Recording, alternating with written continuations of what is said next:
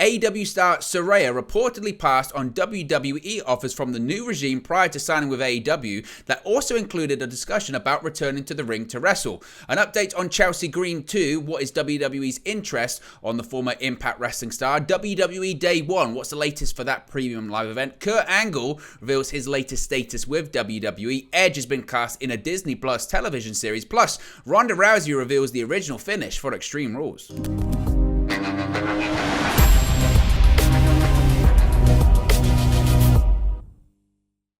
Hey guys, welcome back to Wrestling News 365. Hope everyone is doing very well. As always, there are plenty of news stories to get into in the world of WWE. And let's start off talking about the former WWE Divas Champion Paige, now known, of course, as Saraya in AEW. And we have an update about her passing on offers from WWE, if WWE had approached her to wrestle again, if she had been cleared by WWE, her decision to sign with All Elite Wrestling, what went into that. It's a really interesting story. And I think also as well, it goes to show kind of what we've been talking about recently, guys, that there's been some criticism towards AEW about clearing Saraya to wrestle once again, but it would appear that WWE were actually thinking the same kind of situation when it came to her and possibly clearing her to return to the ring. So this is a really fascinating insight here by Sean Ross Sapp of Fightful Select, of course, a subscription Patreon service. Be sure to subscribe. Excellent work as always. And Saraya, of course, is now in All Elite Wrestling, but things weren't as cut and dry as they appeared with WWE. Even though Saraya, then known as Paige, was sidelined for the majority of her last 5 years within the company, Fightful have been told that there was some confusing messages sent regarding about her physical status, ability to wrestle, and the way that things went down when it comes to her exit and her possibly being cleared by WWE. It's really murky water, especially now we've had this regime change in the company. Now, Fightful are reporting that Vince McMahon and John Laurinaitis chose not to renew her deal when it expired, and when the announcement was made publicly by Saraya is actually when she was informed. She was informed just minutes before she had made the public announcement that she had been let go by the company. Now, those that Fightful spoke to said that Saraya's deal was actually surprisingly low, and much of her outside projects were restricted to some degree because of her commitments to WWE and because WWE having final say on what she was allowed to participate in, which is kind of par for the course when it comes to a lot of WWE talents. WWE has the final say, and previously in the old regime, we don't know too much how this is going to differ or change going forward, but certainly Vince McMahon was very restrictive on what talents would be allowed to do or participate in outside of WWE. However, Fightful have been told by those familiar with the situation that Saraya, interestingly enough, was actually offered the general manager position by the new WWE regime about a month after her deal was not renewed. So this is actually quite fascinating. So the new regime in WWE, i.e. Triple H, Stephanie McMahon, Nick Khan, did actually reach out to Saraya and said, we don't know why your contract wasn't picked up. We think it was the wrong move. We want you to come back. We want you to come back as the general manager of WWE or the commissioner of WWE, but certainly the general manager position of both brands. Now, of course, that was a spot she held years ago for SmackDown. It was just after she retired in 2018. She was the general manager of SmackDown, and WWE ultimately decided to do away with authority figures for a while. That's when you had the McMahon family come out on Monday Night Raw. It was Vince McMahon, Stephanie McMahon, Shane McMahon, Triple H saying, you are now the authority, and they went away with the general managers of Raw and SmackDown. Of course, as I mentioned, Paige at the time was the general manager of SmackDown Live. However, higher-ups within the new regime also mentioned to her that if she ever wanted to return to the ring and wrestle, they would make that happen. That is the key part of all of this. So, dispelled are the rumors of, well, WWE would never clear. And this is the problem, in my opinion. This is the problem with this weird tribalism that exists on social media or that exists in the wrestling community or exists between wrestling fans right now, is Saraya gets cleared by AEW, and then you get these people that for whatever reason hate AEW or they're fans of WWE, and they said, well, WWE wouldn't clear her. That's for sure. WWE what? She was cleared by Dr. Sampson. That wouldn't happen in WWE. Well, this report says otherwise. This report said the new regime said to Saraya, if you want to wrestle again, we'll make it happen. Even really prior to her going through any of these medical checks. They said, we'll make it happen. We'll facilitate it. We'll find a doctor. And if there's work to be done, if there's surgery to be done, if there's rehabilitation to be done, we'll make it work. We'll find a way that you can get cleared and that you can wrestle again. We want it to happen again. Now, there's also, according to Fightful, a lot of conjecture and rumors about WWE getting Saraya numerous doctors to get her cleared. However, Fightful have been told that's not true, to the extent that WWE didn't have her checked out at all for a return to the ring, and Saraya actually went through 3 extensive health checks to gain clearance for an in-ring return herself, which does line up with what she has been saying. She did a Twitch stream recently, and when she was asked about her exit from WWE, and when she was asked about her return to the ring, if she was going to return to the ring, if WWE had turned down her returning to the ring, she said, well, I never got checked. WWE never went through that procedure. WWE never approached her. She never approached WWE. She just assumed it was done, and WWE assumed that it was done, and it was never a conversation. So actually herself, in addition to getting cleared by Dr. Sampson, she also went through 3 extensive health checks to gain clearance for this in-ring return. This isn't a case of her going up to Dr. Sampson, and this is why I stress so many times when we've talked about this situation here on the channel, we're not doctors. I'm not a doctor. And even if you are a doctor, if you haven't seen Saraya's medical records, if you haven't seen the x-rays, if you haven't had the look or done the tests on her neck, you don't know. You can't really comment on that. You can be concerned and you can be cautious in the same way that everyone was cautious about Edge returning to the ring, or Sting returning to the ring, or Bryan Danielson returning to the ring, or even earlier this year, Steve Austin returning to the ring. Whoever it may be, you can be cautious about that, but we're not doctors, and we certainly don't have a closer look at Saraya's medical records, so we can't judge whether she's cleared to compete, or she's good enough to compete, or she's healthy enough to compete or not. If she's gone through 3 extensive health checks to gain clearance, in addition to being cleared by the doctor, you have to trust those doctors and those in charge to say that she's ready and good enough to return to the ring. Now, in addition to that, Fightful were even told that WWE wasn't interested in bringing her back prior to the new regime and wouldn't even sign off on x-rays to have her examined, and that the case was closed as far as they were considered. So this old regime of Vince McMahon, John Laurinaitis, they wouldn't even broach the subject. We don't even want to talk about it. Can I get some x-rays? Nope. Why not? And I don't really understand that. That would imply to me that there's something a bit more to that, because if Saraya's feeling okay, if she's feeling better, and she went to WWE, can I just go to one of your doctors, one of your guys, and get some x-rays done? And they're saying no. Well, from a company point of view, wouldn't you want to know? And I understand you have to make sure that talent, you have to sometimes protect the talent from themselves. I understand that, but I don't understand the point of why can't she go and just get some x-rays done? That seems to me very, very bizarre. And to them, the case was closed. But even to me, that seems odd, because WWE, as we all have in recent years, have seen that the case is never truly closed. Especially nowadays. Medical science evolves and changes all the time. People that we thought would never step in the ring again are back wrestling regularly at this point. The case is never closed unless it's something really, really, really bad. Really bad. I don't even want to go down that, that route. But the case truly, really is never closed. There's always a way back. And for them to consider her at 30 years of age, it's closed, it's done, last competing 3 or 4 years ago, I think that's quite naive, to be honest with you. And maybe that's just the case of the previous regime. Now, granted, with Saraya in the past, there's been a lot of baggage, and maybe that was the issue there. They thought, you know what, there's less difficulty with her when she's not wrestling. I don't know. That seems to be very odd. But ultimately, the big news here is that Triple H's new regime did make efforts to get Saraya back in the fold, and everything that Fightful have heard from points to a positive relationship between the two sides. Of course, Triple H and Saraya have a great relationship from the time in NXT. Now, Triple H reportedly was actually shocked her deal wasn't renewed by the previous regime.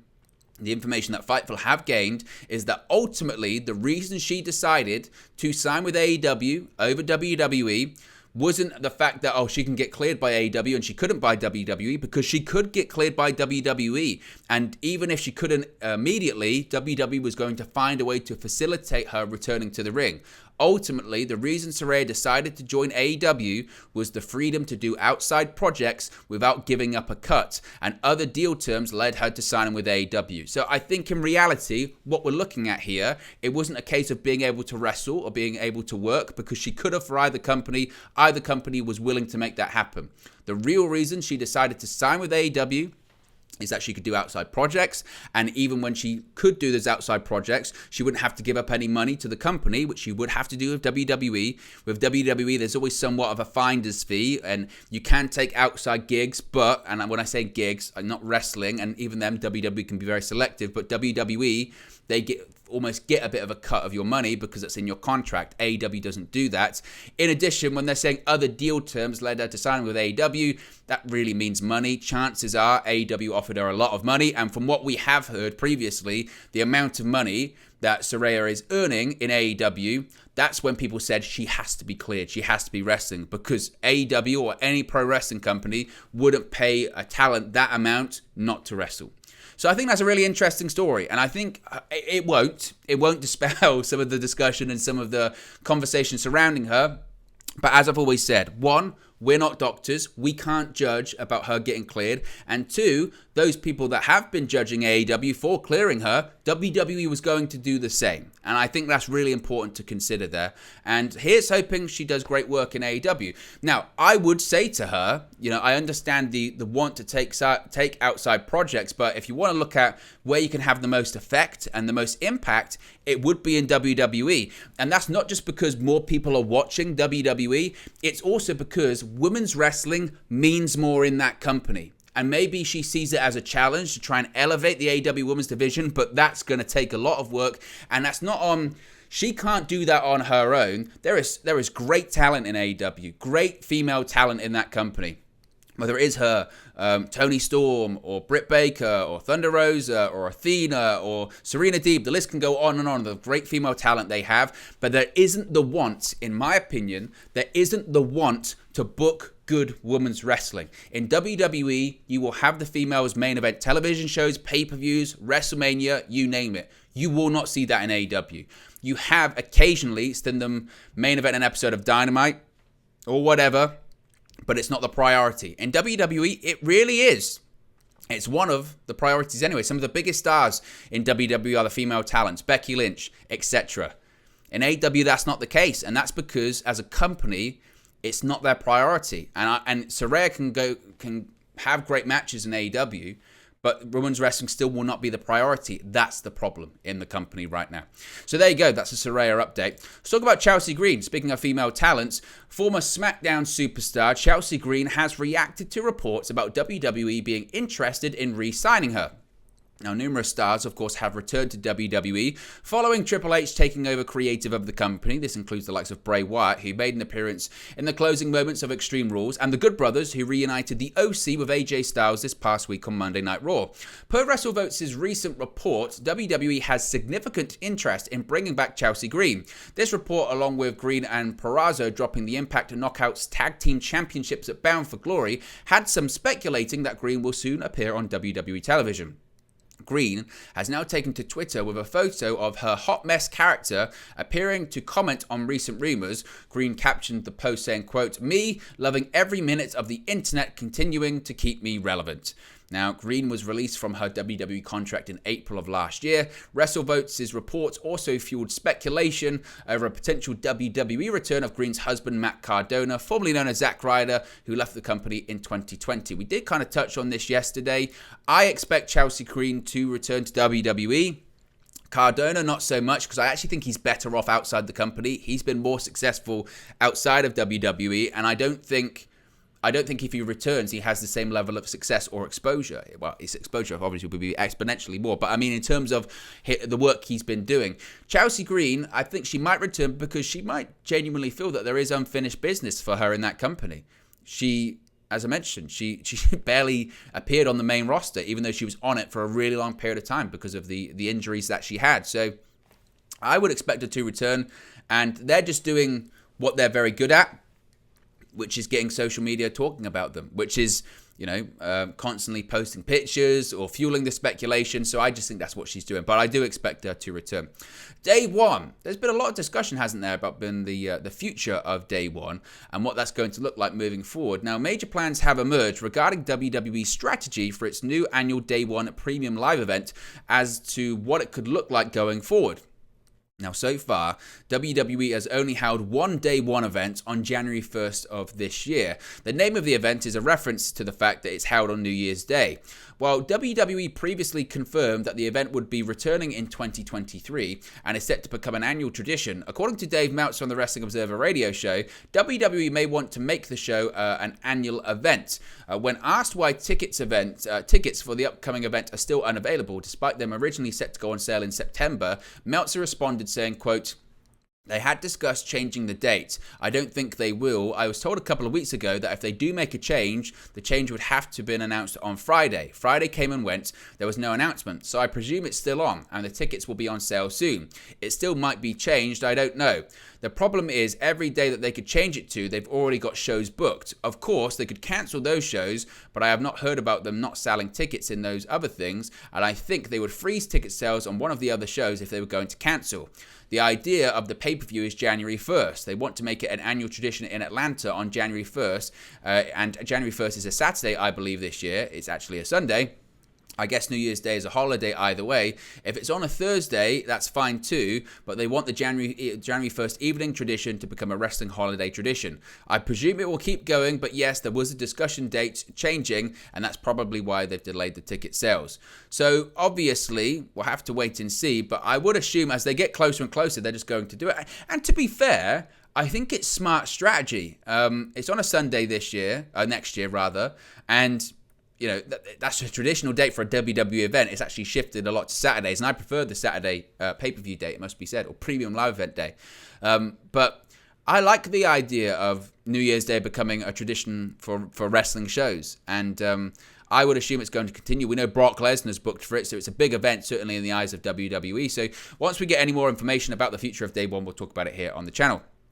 Kurt Angle. What's the future of Kurt Angle with WWE? Well, WWE Hall of Famer Kurt Angle has detailed their current deal with the company. Of course, Angle returned to WWE on the August 29 edition of Raw.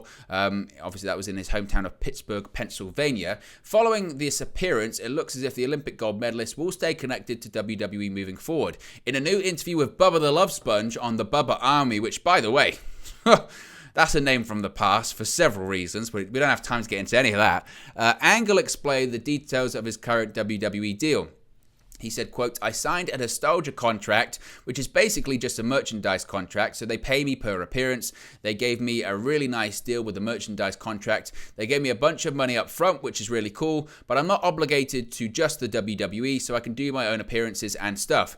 He then continued on to reveal that he's also helping backstage with the company, saying, quote, "They've been really good to me thus far. I've been doing a lot of production stuff with them, possible TV shows. I'm doing behind the scenes stuff, which is kind of cool."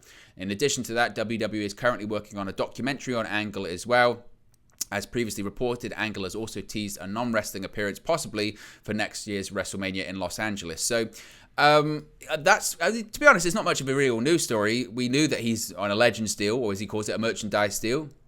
And he's not going to wrestle. He can't wrestle anymore. So I think he's just going to do appearances like he did in Pittsburgh moving forward. At one point, he was a producer for WWE, which is prior to the pandemic, and then he was let go because he was actually on a massive contract. So he was let go from the company. So I don't think he's going to go back to doing that, but he's just going to be on this Legends deal with the company there. Edge is in a Disney Plus television series, yes. Several WWE stars, of course, have crossed over into the world of Hollywood and television and movies. Hulk Hogan, Roddy Piper, The Rock, John Cena, Batista. Another Hall of Famer who is no stranger to other parts of the entertainment world is the rated R superstar himself, Edge. The Percy Jackson and the Olympians Twitter account posted a new update on the upcoming Disney Plus series, which revealed that the rated R superstar will star as Ares in the show. Now, Edge previously starred in the Highlander Endgame film, as well as the Haven television series. I believe he was in Vikings as well. Now, the premiere date for the series has not been confirmed as of yet, but the account will provide updates. Of course, Edge is coming off a loss against Finn Balor in an I Quit match at Extreme Rules on October 8th. Again, we don't know when this is going to be filmed either. So we'll have to wait and see when it comes to that. When it is getting filmed, it would suggest that Edge will be off for a period of time, as he is anyway. But I believe next year might be his final year with WWE. He's actually teased his retirement next year. So it could be a case of him finishing up with WWE and then focusing once again on acting. So we'll wait and see when it comes to that. Finally, Ronda Rousey has given an update on her finish, or the finish she wanted to do at Extreme Rules. That was actually turned down. It was her pitch. Of course, she won the SmackDown Women's Championship at Extreme Rules, defeating Liv Morgan via submission. Speaking on her YouTube channel, Rousey noted she pitched a thumbtack spot for the bout, noting that she was told that WWE stars cannot use thumbtacks as weapons anymore. She said, quote, "I pitched the finish to be on thumbtacks. She would put down the thumbtacks and powerbomb me on the thumbtacks, and then as a repeat of our finish before, I would go for the armbar on the thumbtacks and they would start counting the pin. Then I would have to push up my one shoulder like on into the thumbtacks to keep the armbar. Liv would be biting her hand, trying not to tap out, and pass out face down into the thumbtacks and have her hand protect her face. They said we can't use thumbtacks anymore, that legally we can't purposely injure people, cut through the skin and stuff. I don't know." Now, it must be said, that finish sounds way better. way better than the finish we actually saw at Extreme Rules. The finish between her and Morgan was very flat. And it would appear that lines up with Triple H's previous comments about blading and blood. I know thumbtacks isn't blading, but I guess what she is saying, that WWE have prefaced it by saying to their sponsors that they would never intentionally cut themselves. And you could argue, I guess, a thumbtack spot would be technically intentionally cutting, piercing your skin. I don't know, but it appears to be a sponsorship thing. Nevertheless, that's a shame because that finish sounded a lot better than the finish we saw. But there you go, guys. That's the latest WWE news for you. Be sure to smash a like on the like button. Be sure to subscribe, bottom right-hand corner. Let me know your thoughts on today's WWE news stories in the comment section below, and I'll speak for you again very, very soon. Hey guys, thank you for watching, listening, streaming, or however you come across this video today. Be sure to click on the video on the right there to watch our next video, or click the bottom there to subscribe, or the bottom right hand corner. Thank you very much, and I'll speak to you again very soon.